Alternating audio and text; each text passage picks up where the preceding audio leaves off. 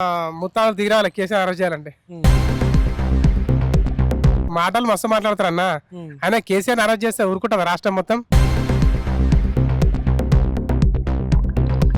మళ్ళీ తెలంగాణలో ఎట్లయింది అట్లా మొత్తం ఇక అది ఘోరం అయితే అది అందరు తెలుసు. ఇక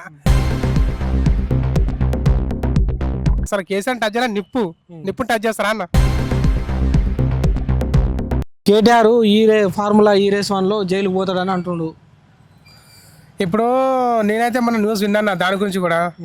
సో ఇది వరకు వేరే రాష్ట్రం కూడా రేసింగ్ లో చాలా డబ్బులు పెట్టింది. అది మామూలుగా ఏ కేసు కాలేదు, ఏమిట్లా కాలేదు. అది రేసింగ్ జరగాలంటే ముందు డొనేషన్ డబ్బులు కట్టాలని నాకు కూడా క్లారిటీ తెలియదు అన్నారు. అక్కడ వాళ్ళు కట్టిరు, ఇక్కడ మనలో కట్టిరు. అభివృద్ధి కోసం మన రాష్ట్రంలో రేసింగ్ జరగాలి, మన రాష్ట్రం అందరికి తెలియాలని చెప్పి జరిపించారు. ప్రపంచవ్యాప్తంగా గుర్తింపు వస్తుంది. అది రేసింగ్ జరిపించరు. దాంట్లో ఏం తిరిగి మనకు తెలియదు అన్నవి. అంటే వీళ్ళు ఏమంటున్నారు అంటే డబ్బులు నువ్వు అవాలా చేసినావు అంటే అకౌంట్ ట్రాన్స్ఫర్ చేసిండు, కానీ అవాలా అంటే మనం ఏదో నోటు మార్పిడి లెక్కల బ్లాక్ మనీ లెక్కల చేయలేదు. అట్లా చేయలేదు కరెక్టే అన్న. కానీ ఇప్పుడు కాంగ్రెస్ వాళ్ళకు ఏదో ఒకటి సందు దొరకాలి కదా, తిట్టనికైనా చేయనికైనా. కానీ ఏదో ఒకటి వీళ్ళకి లేదు, ఏదో ఒకటి ముంగట వేసుకోవాలి అంతే. చెల్లపల్లి జైల్లో కేసీఆర్కి డబుల్ బెడ్రూమ్ ఇల్లు ఇస్తాడు. ఎప్పటిలోపు కట్టి వచ్చిన ఆయన ముత్తాలు తీరాలి కేసీఆర్ అరెస్ట్ చేయాలంటే. రేవంత్ రెడ్డి కష్టం అన్న, చేయలేడు. ఎలక్షన్ల ముందు మొత్తం నీకు జైల్లో చెర్లపల్లి జైల్లో నీకు డబుల్ బెడ్రూమ్ ఇల్లు కట్టిస్తాడు కదా. మాటలు మస్తు మాట్లాడతారు అన్న. ఆయన కేసీఆర్ అరెస్ట్ చేస్తే ఊరుకుంటుంది రాష్ట్రం మొత్తం. మళ్ళీ తెలంగాణలో ఎట్లయింది అట్లా మొత్తం ఇక అది ఘోరం అయితే అది అందరు తెలుసు. ఇక ఆయన టచ్ చేయడం కష్టం అన్న. అసలు కేసీఆర్ టచ్ చేయాలి, నిప్పు టచ్ చేస్తారా అన్న, తలిగిపోతారు అంతే. అది తెలంగాణ తెచ్చిండ్రా ఏది తెలంగాణ ఇచ్చిండ్రా, కష్టపడి తెచ్చిరన్న అందరూ కలిసి. రాజకీయ నాయకులు అందరూ తెచ్చారు. మెయిన్ కేసీఆర్, ఆయన లేకపోతే సాగేది కాదు, పోయేది కాదు. కేసీఆర్ అమరవీరుల త్యాగం, అది అమరవీరుల త్యాగం.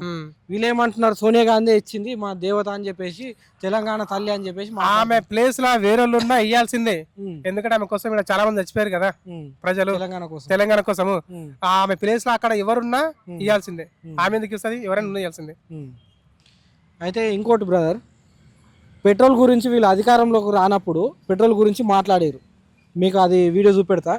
పెరిగిన పెట్రోల్ డీజిల్ ధరలు చూస్తే సామాన్యులు బతికేటువంటి పరిస్థితి లేదు. ఈరోజు పెట్రోల్ డీజిల్ అయ్యే ఖర్చు 30 రూపాయలు, కానీ స్టేట్ ట్యాక్స్ కానీ సెంట్రల్ ట్యాక్స్ కానీ డీలర్ ఛార్జ్ అనే పేరుతోటి దాదాపుగా 60 రూపాయలు అదనపు భారం ప్రజలపై మోపి ఈరోజు కరోనా కష్టకాలం ఉన్నటువంటి ప్రజలకు ఎలాంటి రాయితీలు కానీ ఎలాంటి రూపాయి సాయం కానీ నిత్యావసర వస్తువులు కానీ ఇవ్వనటువంటి ప్రభుత్వాలు కార్పొరేట్ కంపెనీలకు మాత్రం లక్షల రూపాయలు, కోట్ల రూపాయలు రాయితీలు ఇచ్చి వాళ్ళని బాగు చేస్తా ఉంది. లీటర్ పెట్రోల్ 110 రూపాయలు కదా. ఈ 110 రూపాయలలో కేంద్ర ప్రభుత్వానికి ఎన్ని పైసలు పోతున్నాయి ట్యాక్స్ రూపంలో అంటే 19 రూపాయల చిల్లర పోతుంది. ఏది మోడీకి అనుకుందాం. ఇదే 110 రూపాయలలో కేసీఆర్ కు తీసుకోండి. ఇప్పుడు కేసీఆర్ డమ్మీ అయిపోయింది. ఇప్పుడు కేసీఆర్ లోపల పడుకుంటున్నారు కాబట్టి మీరు ప్లీజ్ ఇప్పుడు అన్ని కేటీఆర్ అని అనండి. ఎందుకంటే ఈ రాజకుమార్ అని ఎక్స్పోజ్ చేయాలి. ఈ కేటీఆర్ కు 27 రూపాయలు పోతున్నాయి. Correct, exactly. ఒక్క లీటర్ పెట్రోల్ మీరు పెట్రోల్ బంక్ లో పోసుకుంటే మీరు కట్టే 110 రూపాయల 27 రూపాయలు కేటీ రామారావు జేబులకు, 19 రూపాయలు మోడీ జేబులకు పోతున్నాయి. వీళ్ళిద్దరు కలిసి తింటున్నటువంటి పైగం ఎంత అంటే 46 రూపాయలు. 46 రూపాయలు ఇద్దరు కలిసే. వీళ్ళు 46 బంద్ చేస్తే లీటర్ పెట్రోల్ ఎంత వస్తుంది మనకు? 60 రూపాయలకే లీటర్ వస్తుంది. Correct, exact. ప్రతి లీటర్ పెట్రోల్ మీద 46 రూపాయల పన్ను వస్తుంది. ఇంకా మన రాష్ట్ర ప్రభుత్వం పన్ను ఎట్లా అనుకుంటున్నారు? పెట్రోల్ డీజిల్ ధరలు పెరుగుడే తప్ప తరుగుడు ఉండదు కదా. దానికి వాల్యూ యాడెడ్ ట్యాక్స్, వాల్యూ పెరిగినా కొద్ది ట్యాక్స్ పెరుగుతుంటది. ఈ రకంగా 27 రూపాయలు కేటీఆర్ గానీ కేసీఆర్ గానీ తింటున్నారని అన్నారు ఇంతకు ముందు. ఎవరు, తీన్మార్ మల్లన్న గానీ, సీతక్క గానీ, సీఎం రేవంత్ రెడ్డి గానీ. ఇప్పుడు ఆ 27 రూపాయలు ఇప్పుడు ఎంత ఉంది బ్రదర్ పెట్రోల్ రేటు? 110. ఇప్పుడు కూడా అంతే ఉంది కదా. ఇప్పుడు 27 రూపాయలు ఎవరి జేబులోకి వెళ్తున్నాయి? ఇప్పుడు వాళ్ళేందంటే నూరు పారేసుకోవడం కాదన్నా, అదే గవర్నమెంట్ రూల్. అది ఎవరు ప్రభుత్వంలో ఉన్నా గవర్నమెంట్ కింద ఇది ఇంత అని చెప్పేసి వాళ్ళకి ఉంటది అక్కడ. అది వాళ్ళ కిందకి వద్దన్నా, గవర్నమెంట్ బ్యాంకులకు వస్తుంది. ఇప్పుడు ఎవరు దుష్ప్రచారం ఎవరు చేసినట్టు? వీళ్ళు కాంగ్రెస్ వాళ్ళు చేస్తారు. కాంగ్రెస్ ఇప్పుడు వాళ్ళు కూడా ఇప్పుడు పదవులు ఉన్నారు, రాజకీయ నడిపిస్తారు.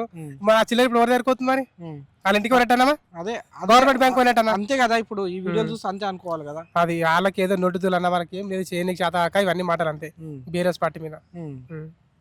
ఇప్పుడు సీతక్క కూడా అట్లే మాట్లాడింది. సీతక్క వీళ్ళందరూ మాట్లాడినాక ఆమె మాట్లాడింది. ఆమెకి ఏదో ఉండాలి కదా మాట్లాడడానికి. అట్లా ఇప్పుడు ఎవరి జబ్బులోకి వెళ్తున్నాయంటే ఏం సమాధానం చెప్తారు సీతక్క ఇట్లా? ఇప్పుడు ఇక ఆ మాట మాట్లాడమని వీళ్ళని ఆపోజిట్ వచ్చి మీడియం కూడా మాట్లాడరు. ఎందుకంటే ఒకప్పుడు వీళ్ళ ప్రభుత్వం కాబట్టి వీళ్ళ మీద ఏడిచారు. ఇప్పుడు వాళ్ళది ఉంది, ఆ డబ్బులు ఎక్కడ పోతాయంటే వాళ్ళు ఏం చెప్తారు సమాధానం?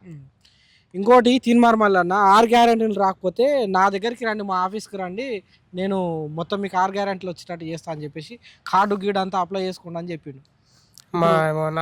దాని గురించి వినలేను, చూడలేను అన్న. వినిపిస్తా. కాకపోతే ఏంటంటే అన్నాడేమో కానీ తినడం వల్ల కూడా వాళ్ళ పట్టే కదన్న. ఆయనకు ఉద్యోగం వచ్చిన కాడ నుంచి ఆయన కూడా ప్రశ్నించే గొంతు మూగపోయింది అంటారా? మోగపోయింది, కంపల్సరీ పోయింది. ఎందుకంటే తీసి పడేస్తారు కదా మళ్ళీ ఎదిరిస్తే.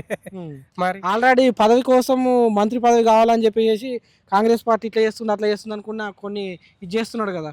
లేదు కాదు, బీసీలను రెచ్చగొడుతున్నారు. బీసీ ముఖ్యమంత్రి రెచ్చగొట్టినా ఆయన న్యూస్ రిపోర్టర్ కాబట్టి ఆ విధంగా వస్తుంది, కానీ అన్ని మూగపోతాయి అన్న. అలా ప్రభుత్వం ఉంది కాబట్టి ఎవరో ఒకరు నోరు మూపిస్తారు అంతే. ఆయన కూడా మెల్లమెల్ల ఆయన కూడా తగ్గుతారు చూడండి మీరు.